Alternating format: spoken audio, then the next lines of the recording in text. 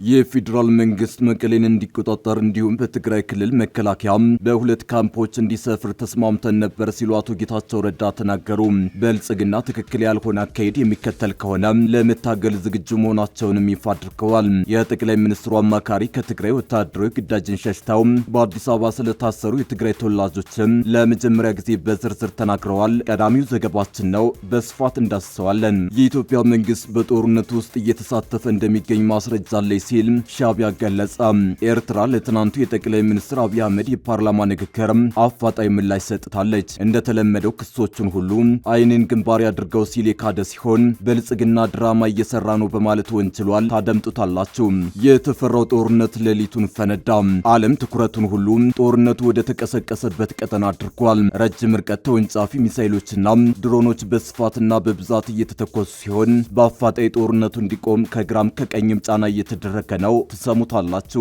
በሩሲያ ጦርነት ተሰልፈው እየተዋጉ ናቸው የተባሉ ኢትዮጵያውያን ጉዳይ ትኩረት ስቧል። የዩክሬን የስለላ ተቋም በሩሲያ ጦርነት ተሰልፈዋል ያላቸውን 34 ኢትዮጵያውያን ስም ዝርዝር ይፋ አድርጓል። በዝርዝር እነግራችኋለን። አክብሮታዊ ሰላምታችን በያላችሁበት የዓለም ዳርቻ የረሳችሁ የተወደዳችሁ አንድ አፍታ ሚዲያ ቤተሰቦች ከአንድ አፍታ ለአሁኑ መደመጥ አለባቸው ያልናቸውን ዜናዎች ወደ እናንተ የምናደርስበት ሰዓት ላይ ተገኝተናል። አብራችሁን ትቆዩት ዘንድ ግብዣችን ነው።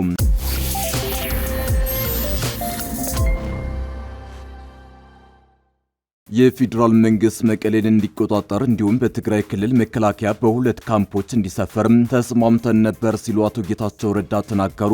ብልጽግና ትክክል ያልሆነ አካሄድ የሚከተል ከሆነ ለመታገል ዝግጁ መሆናቸውንም ይፋ አድርገዋል። የጠቅላይ ሚኒስትሩ አማካሪ ከትግራይ ወታደራዊ ግዳጅን ሸሽተው በአዲስ አበባ ስለታሰሩ የትግራይ ተወላጆችም ለመጀመሪያ ጊዜ በዝርዝር ተናግረዋል። አቶ ጌታቸው ይህንን ያሉት ትናንት ማክሰኞ ሰኔ 30 ቀን 2018 ዓ.ም ባህር መኒ ሆቴል በሴንተር ፎር ሪስፖንሲብል ኤንድ ፒስፉል ፖለቲክስ እና በትግራይ ብሮድካስት ሰርቪስ በጋራ በተዘጋጀ ትግራይን የተመለከተ የውይይት መድረክ የመክፈቻ ንግግር ሲያደርጉ ነው። አቶ ጌታቸው በንግግራቸው ሰፋ ያለ ጊዜ ወስደው የትግራይ ክልል ነባራዊ ሁኔታዎችን የተመለከተ እንዲሁም በኢትዮጵያ ብሔራዊ ምርጫ ቦርድ ከፓርቲነት ተሰርዞ በአሁኑ ወቅት ክልሉን እያስተዳደርኩ ነው ስለሚለው የህወሓት አመራር ክፍፍል የቀደመና አሁናዊ እንቅስቃሴዎችንም ማብራሪያ ሰጠዋል። በዚህ የፕሪቶሪያ ስምምነትን በተመለከተ አስቀድሞ በጦርነቱ ወቅት ስለነበሩ ጉዳዮች እንዲሁም እስካሁን ድረስ ለህዝብ ይፋ ሳይደረጉ የቆዩ ጉዳዮች እንዳሰዋል።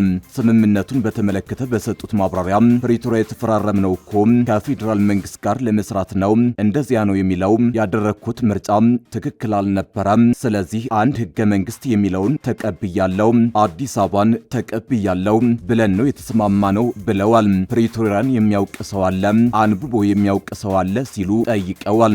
የመቀሌ ከተማ ጸጥታ በፌዴራል መንግስት ስር ይሁን ይል ነበር። የፕሪቶሪያ ስምምነት በሂደት ነው፣ እሱ አያስፈልግም ተባብለን ተስማምተን በራሳችን ስር ያስከፋ ነው።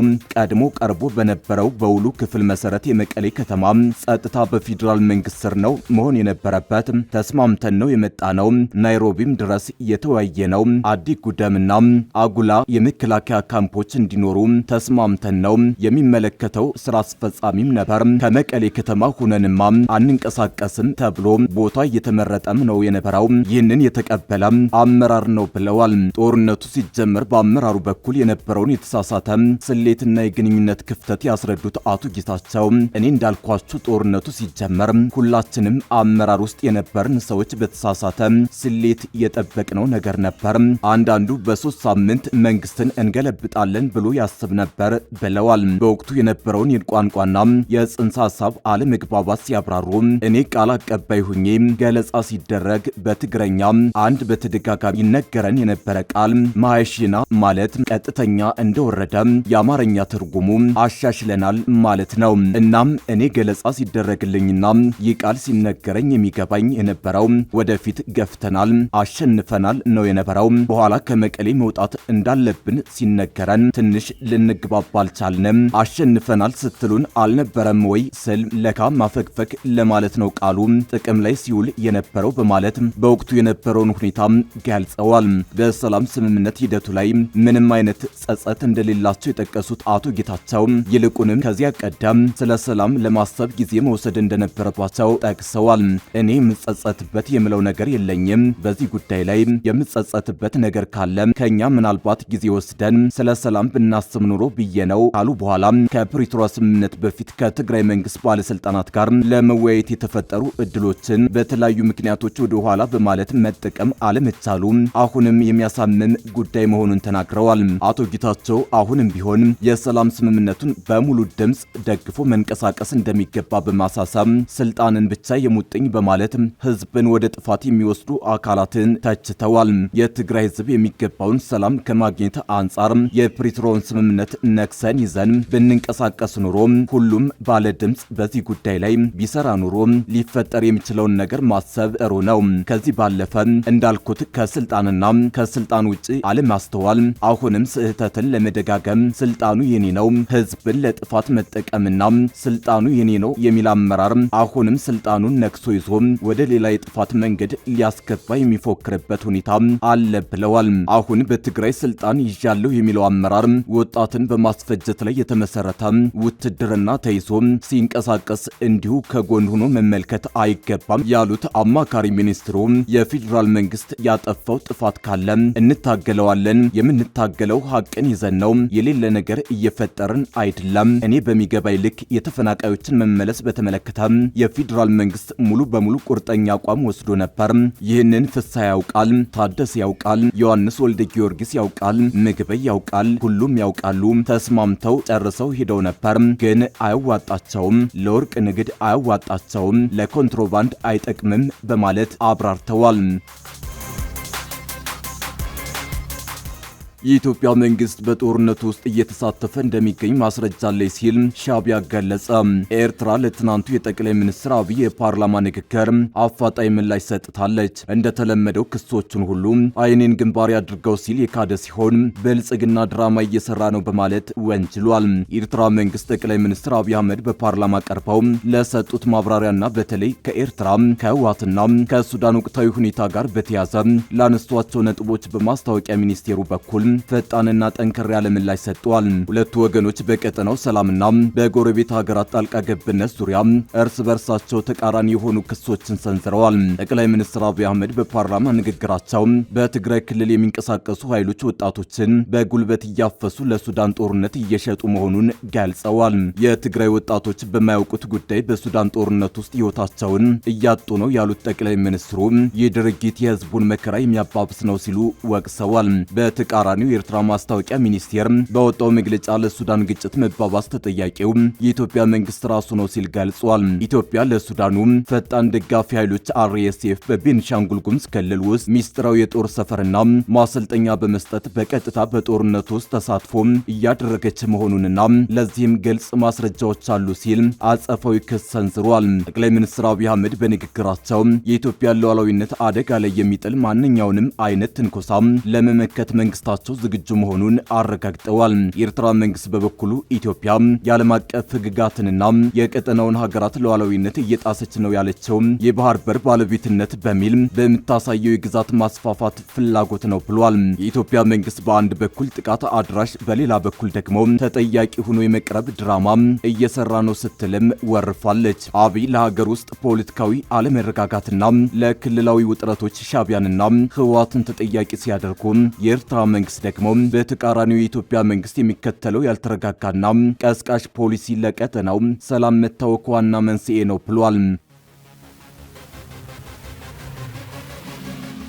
የዩክሬን የስለላ ተቋም በሩሲያ ጦርነት ተሰልፈዋል ያላቸውን 34 ኢትዮጵያውያን ስም ዝርዝር ይፋ አደረገ። በዩክሬን መንግስት የስለላ ተቋም ስር የሚንቀሳቀሰው አይወን ቱ ሊቭ የተሰኘው ፕሮጀክት ዛሬ በሩሲያ ጦርነት ውስጥ እየተሳተፉ ነው ያላቸውን 34 ኢትዮጵያውያን ስም ይፋ አድርጓል። ፕሮጀክቱ ይህንን አስመልክቶ ባወጣው መግለጫ የሩሲያ ውጭ ጉዳይ ሚኒስትር ሰርጄ ላቭሮቭ ወደ ኢትዮጵያ የገቡት በአፍሪካ የሚያደርጉት ጉብኝት አንዱ አካል አድርገው ነው። ይህ ጉብኝታቸው ደግሞ ሩሲያ በዩክሬን ላይ በምታደርገው ጦርነት የአፍሪካ ዜጎችን ማሰለፏ ከፍተኛ ተቃውሞ መቀስቀሱን ተከትሎ ነው ብለዋል።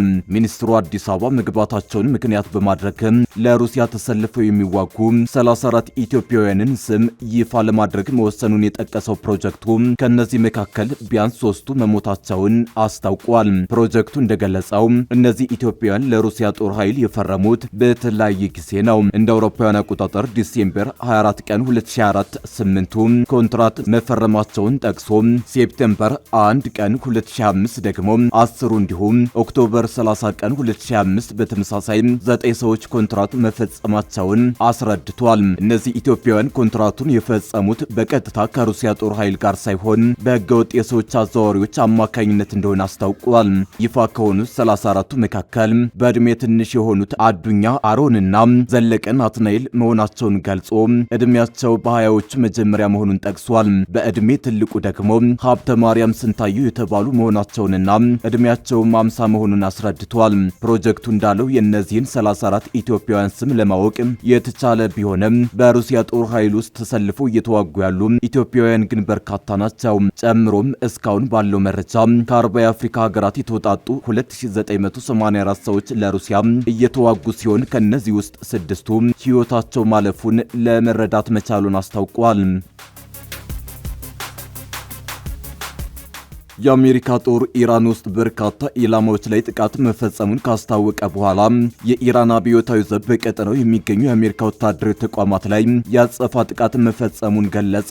የአሜሪካ ሰራዊት ማዕከላዊ እዝ ሌሊት ላይ ኢራን ውስጥ በሚገኙ ከ80 በላይ ኢላማዎች ላይ ጥቃት መፈጸሙን ያስታወቀ ሲሆን የኢራን አብዮታዊ ዘብ በተመሳሳይ በአካባቢው ሀገራት ውስጥ የሚገኙ 85 የአሜሪካ ይዞታዎች ላይ ጥቃት መፈጸሙን ይፋ አድርጓል። አብዮታዊ ዘቡ ባወጣው መግለጫ ኢራን በከፍተኛ ቁጥር ወጥተው የታላቁ መሪያቸውን የቀብር ስነ ስርዓት እያካሄዱ ባለበት ጊዜ የተፈጸመ ጥቃት መሆኑን ገልጿል። እርምጃው በድጋሚ በተደረሰው ስምምነት ላይ የተፈጸመ ጥሰት ነው ሲልም አሜሪካ በኢራን የባህር ዳርቻ አካባቢዎች ላይ ጥቃት መፈጸሟን አረጋግጧል።